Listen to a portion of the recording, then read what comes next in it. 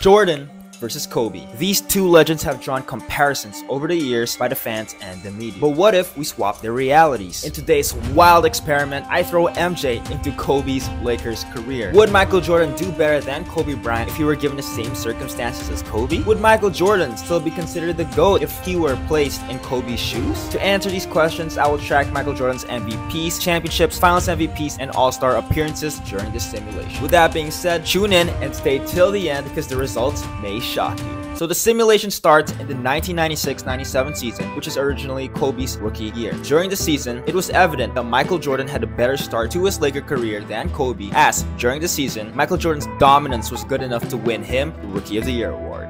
So Michael Jordan averaged 25, 3, and 4 on good efficiency in his first year. Not bad, not a bad start to his career. To add on to the successful rookie year, the Lakers would breeze past the first two rounds and find themselves facing off against the Warriors with a chance to make it to the NBA Finals. Unfortunately, the Lakers would have a slow start, as after the first 4 games of the series, they would find themselves down 3-1. However, in a miraculous turn of events, the Lakers, led by Shaq, would find a way to win the next 3 games to beat the Warriors and head to the NBA Finals.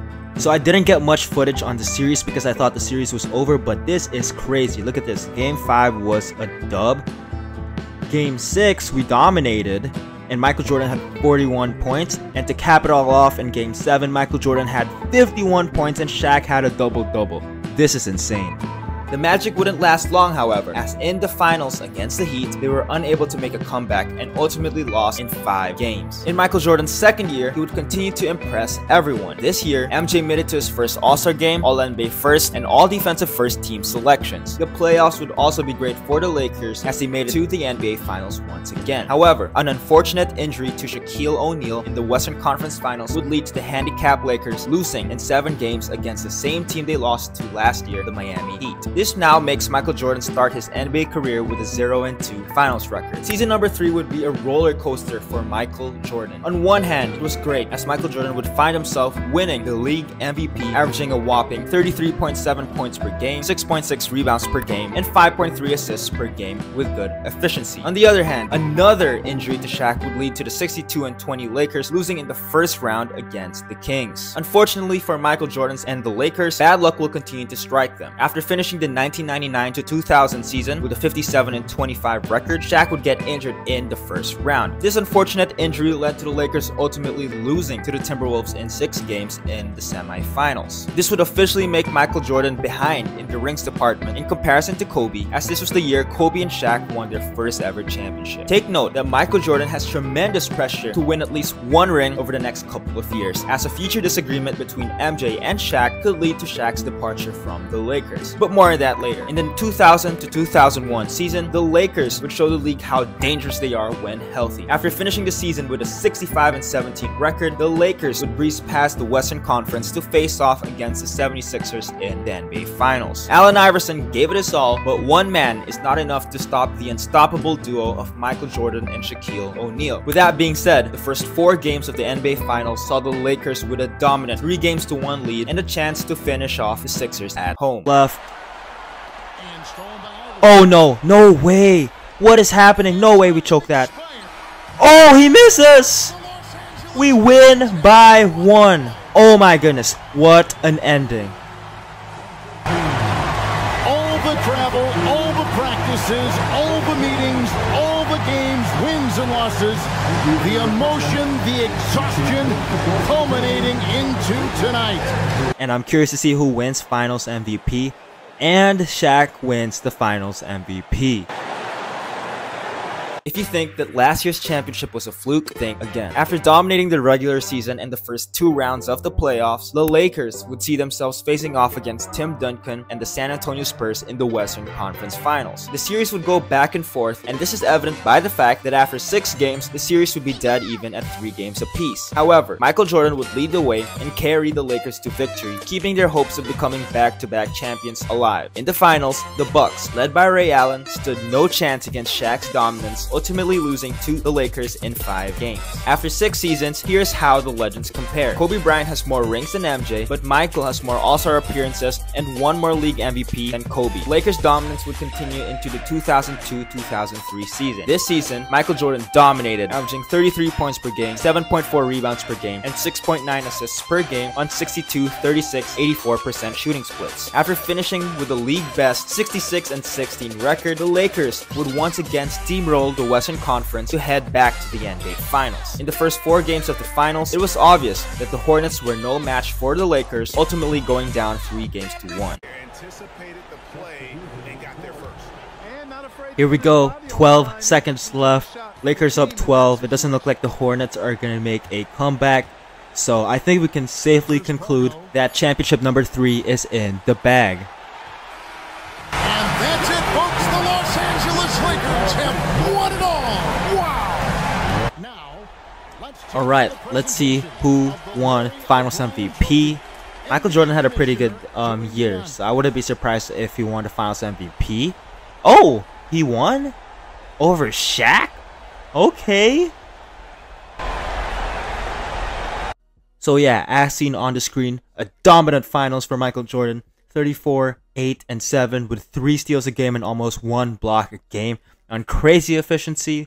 Like, look, Shaq's a beast, but Michael Jordan deserved this Finals MVP. Despite winning 3 consecutive championships, MJ and Shaq's relationship was sour. So sour to the point that there was no chance for reconciliation. Because of this, the 2003 to 2004 season would be the last season we ever see the MJ and Shaq duo. Before we delve into what happened in Shaq and MJ's final season together, let's head over to the 2004-05 season, the first year of the post-Shaq era. So, in this season, MJ had very little to work with in his first season of the post-Shaq era. Alright, this roster is bad, man. Like, this roster isn't it. Yeah, this is bad. I have a feeling that Michael Jordan will struggle carrying this roster.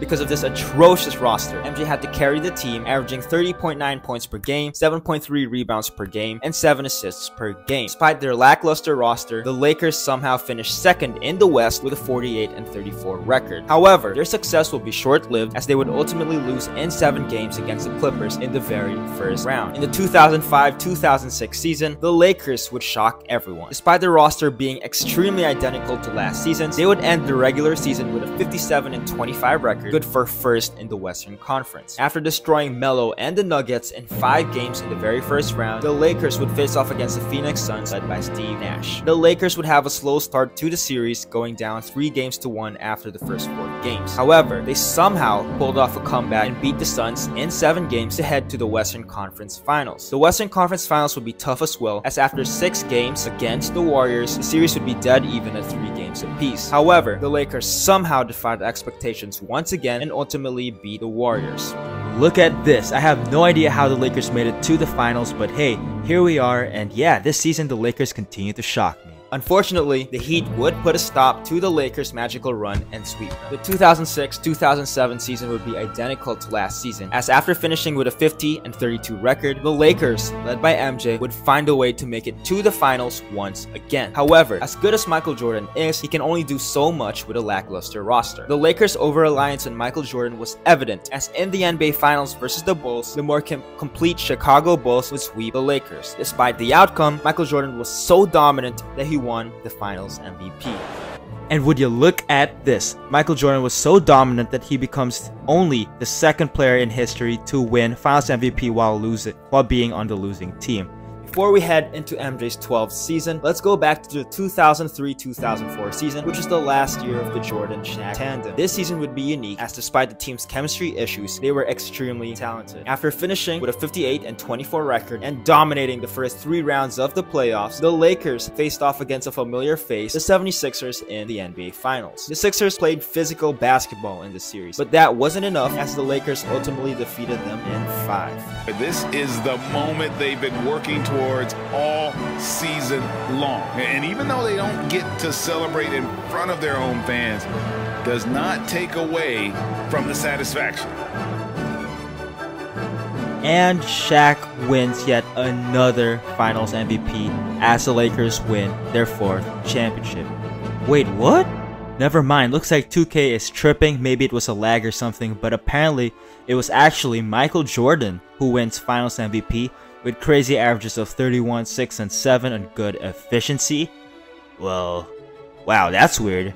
This means that after 8 seasons, Mike had one more All-Star appearance, championship, Finals MVP, and League MVP than Kobe did in his first 8 seasons. Going back to the year 2007, Michael Jordan was close to requesting a trade. He was fed up with the poor rosters the Lakers had been giving him since Shaq left the Lakers. Because of this, the Lakers had to make a splash. As the Lakers acquired talented big man Pau Gasol from the Grizzlies. The Lakers' trade for Pau Gasol helped them get a solid 51-31 record. After beating the Mavericks in 5 games, beating the Hornets in 7 games, and beating the Warriors in 7 games, the Lakers would make it to the NBA Finals once again, where they would face off against the Wizards. The Lakers would give it their all, but an unfortunate injury to Lamar Odom would result to the Lakers getting swept. Well, the Wizards won the finals, and it looks like Gilbert Arenas is Finals MVP. After the rough ending of last season, Michael Jordan came to the 2008 to 2009 season with vengeance in his mind. After losing 3 consecutive finals, you know damn well Michael would take it personally. That's all I needed. That's all I needed for him to do that, and it became personal with me. After helping the Lakers finish the regular season with a 56-26 record, the Lakers would beat the Hornets in 5 games in the first round and beat the Nuggets in 7 games. In the Western Conference Finals, the Lakers faced off against the San Antonio Spurs, which ended up being a back-and-forth series. Going into Game 7, however, the Lakers were able to pull away with the victory after a heroic game from Michael Jordan himself. That said, in order to win the finals, the Lakers would have to go through Allen Iverson and the Detroit Pistons. The Pistons would play physical defense against MJ, but that wasn't enough to stop him, and the Lakers would ultimately beat the Pistons in 5 games, with Michael Jordan winning Finals MVP. Take you to the presentation of the Larry O'Brien Trophy, NBA Commissioner during the honor. So Michael Jordan has been pretty dominant this whole season, and I expect him to win the Finals MVP. And yes, he does. Michael Jordan wins another Finals MVP. So, after 13 seasons, Michael and Kobe would be neck to neck in terms of achievements. But the argument can be made that Michael has had a slightly better and more productive 13 years than the Black Mamba. In the following season, Mike and the Lakers seem to have a championship hangover from last year, which is evident by the fact that they lost in 6 games against the 8th-seeded Suns. Wow, this was a big shock. The Lakers were the 1st seed and they ended up losing to the 8th-seeded Suns. Granted, this 8th-seeded Suns was still strong. I mean, they had Steve Nash and Amari Stoudemire. But anyways, let's just simulate the rest of the playoffs and let's see who wins the chip. And it looks like the Cavs win the chip. LeBron brings the championship to Cleveland in his first stint. Can't get mad at that ending.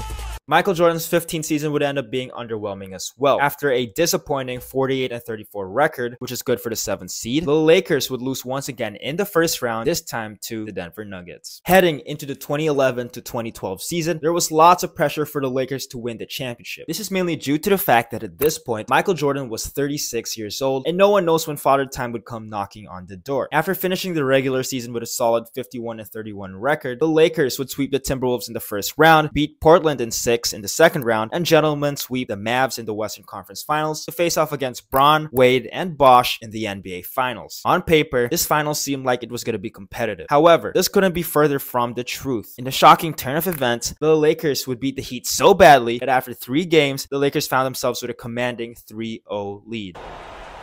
So the Heat need to make a shot here. Final 6.8 seconds of the ball game, and for the Lakers, all they need is 1 stop and it's over.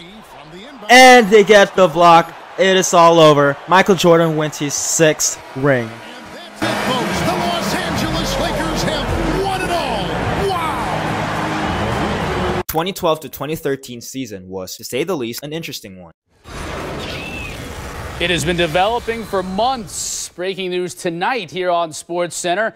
And it looks like Dwight Howard is on the move. A sign-in trade between the Lakers and the Suns will bring the 38-year-old 2-time MVP to the LA Lakers. 3 years, $25 million is the deal right now. In the regular season, the team would mesh pretty well as they finished with a 55-27 record. However, it's also worth noting that Michael Jordan would decline quite a bit as his stats went down to 21.1 points per game, 4.3 rebounds per game, and 4.5 assists per game. Despite MJ's decline, he and the Lakers would be good enough to beat the Spurs in 6, sweep the Thunder in the second round, and beat the Grizzlies in 6 to head back to the NBA Finals. In the NBA Finals, the Lakers would rematch against the Miami Heat. However, similar to last season, the Lakers would starch the Heat, as after 4 games, the Lakers found themselves up 3 games to 1. As I mean, the win is there, go get it. And that's it, folks. The Los Angeles Lakers have won it all. Wow! Let's take you to the presentation of the Larry O'Brien Trophy. NBA Commissioner doing the honors.